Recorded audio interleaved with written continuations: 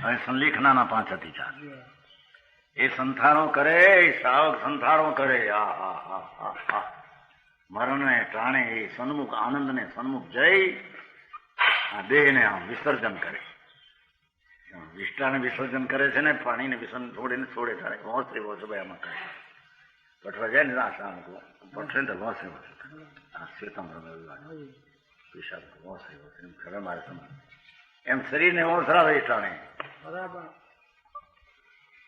ભગવાનભાઈ આવ્યું છે ને પોવામાં પઠવા જાય નહોતા કરતા.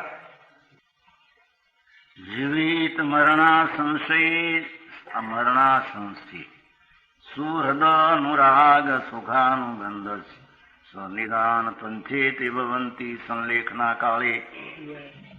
એ ટીકા સંલેખના ધારણા કર્યા પછી સલને સત સમ્યક પ્રકારે કષાયનું ક્રશ કરી પાતળા પાડીને દેહ છોડવા. દેહના છોડવા કાળે આનંદમાં ઝૂલતા દેહને છોડવો એનું નામ સંલેખના મરણ છે.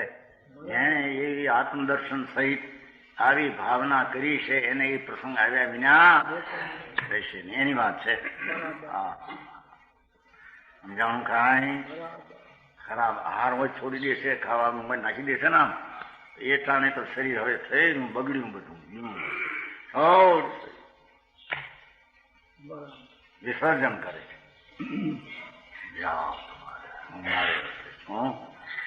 મારા સ્વરૂપમાં આનંદને રસ્તે થોડો છૂટવાને કાળે છૂટે છે. છૂટાને કાળે છૂટે છો, આગુ પાછો નહીં, પણ ક્ષમતાથી છૂટે છે એ એની બલિયારી છે. સમજાણું કાંઈ? એ બધા પ્રયોગો પહેલેથી કર્યા છે અને એ ટાણા આવશે. પણ જેને કોઈ દી સપનાય સાજા નથી આ દેહ છૂટે તારે શું છે, દેહ રહિત આત્મા શું છું, આ દેહ રહિત મારું સ્વરૂપ છે, એ જ રીતે થવાનો પ્રસંગ આવે છે ત્યારે મારે કેટલી શાંતિ જોવે, કેટલી ચિંતા જોવે, બધી ભાવના હશે એને આ પ્રસંગ આવશે. સમજાણું કાંઈ? એ મરણનું હરકજમણ છે. બધા આખી જિંદગીના ધર્મ કર્યા છે ને, આત્માની દ્રષ્ટિને સ્થિરતા આદિ કરી છે અને છેલ્લે હરકજમણ મરણ ના કરે.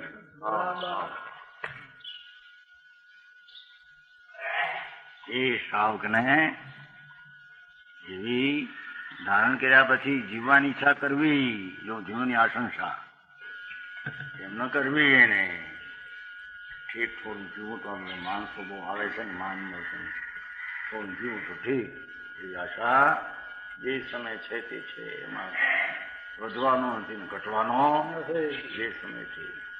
ક્ષમતાથી જ્ઞાતા દૃષ્ટાપણે આત્માને આરાધે. જાણો સંલેખના ધારણ કર્યા પછી કોઈ વેદના થતી હોય તો એવી ઈચ્છા કરવી જલ્દી મરણ પામે. જો શરીર એમ હોય, શરીર જીરણ થાય, હવે આ જટ છૂટે તો પણ જટ છૂટે ને એનો અર્થ તને મમતા થઈ એટલી પાછી. છૂટવા કાળે છૂટશે, વળી જટ છૂટે એનો અર્થ શું? એટલી ક્ષમતા હોય ભાઈ. શરીરમાં વેદના હોય, મુનિને તો નગ્ન શરીર હોય, સાવકને પણ ઘણું છેલ્લી સ્થિતિ એવી છે. છેલ્લી સ્થિતિ કરે સમજાણું કાંઈ? એમાં એ પ્રસંગ આવી પડે આકરા ઠંડીના, ટાઢના, તડકાના, ગરમીના. જળ છૂટે, જૂઠ છૂટે એનો અર્થ શું? જે સમય છૂટવાનું તે છૂટવાનું, એમાં કઈ ફેરફાર ક્ષમતા રાખે. સમજાણું? ઈચ્છા ન કરવી જલ્દી મરણ પામવું, જલ્દી છૂટવું. જાણું ઉતાવળિયા હોય છે ને, જલ્દી પી જાઓ છે જડ મરીએ. પણ ન્યાય ક્યાં મા બાપ બેઠા? તારી મા બેઠી છે, દુકાન ફેરવું છે, લેણદાર નહીં આવે. હવે ન્યાય આવશે બધા. અહીં દે ને ચૂક્યું ને અહીં બેઠો. પરિસરનો ઉપસર્ગ આવે, ધર્માત્મા મરણ ટાણે કેવી ભાવના હશે ભાઈ આમાં. સમજાણું?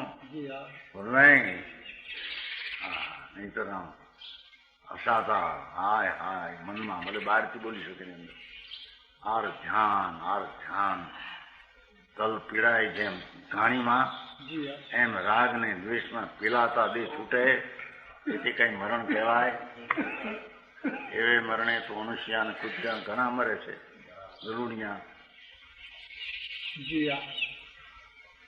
હા, સમજાણો?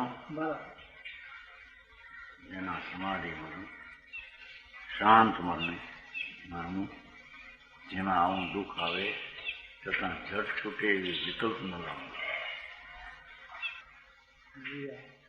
જાણું કાંઈ દેહ છૂટે એવી વૃત્તિ ના આવે. એ તો આ છૂટેલું છે દ્રષ્ટિમાં. આ સંબંધ ક્ષેત્રાવગા છે એ નિમિત્ત જે સમય છે છૂટશે. આળસ વિરસ કરીશ તો તે સમય છૂટશે નહીં. શાંતિ રાખીશ તો હોય તે સમય. મરના તાણાની ભાવના સમ્યક દ્રષ્ટિને હોય છે. જાણો?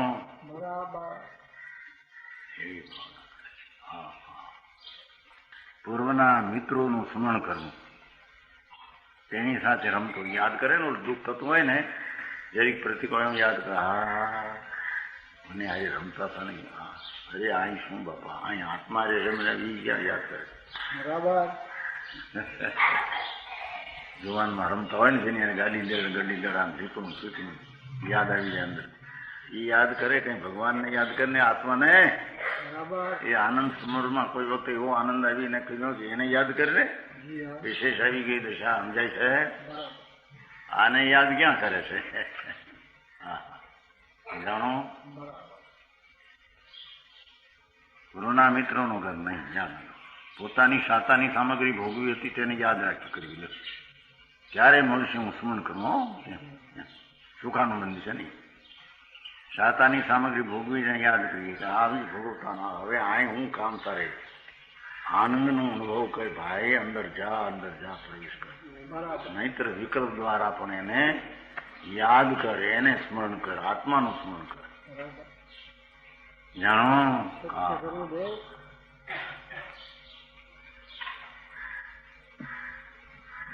જેણે પહેલો આત્માને રાગથી ભિન્ન પાડ્યો છે, રાગથી વિશેષ આસક્તિ છોડવાની તૈયારી કરી છે, એને આવા સમાધિ મરણ છે.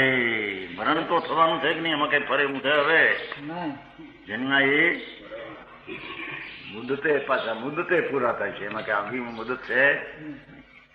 શાંતિથી મરે એના મરણ કહેવાય. સમજાણો? બહુ ક્યારે મળશું. આગામી કાળમાં હારા સારા બહુની આપણે નિદાનની વાત કરીશું. ને શું નિદાન છે? નિદાન ખરેખર નિદાન સાવ સુધી પૂરું હોય છે. આર્જાનું છઠ્ઠા મહિને હોતું નથી. આર્જાનો ભેદ છે ને કોઈ પઠીએ ને ન લાવવો. પાંચમા સુધી સમજાણું કાંઈ? રુદ્ર ધ્યાન આવે છે ને આવે એટલે આ 5 સંલેખના નથી 4. સમજાણું કાંઈ? તથાપિ કહાનવાણીના અંકાયે મૂલ્યના કદી. તથાપિ માતવાણીના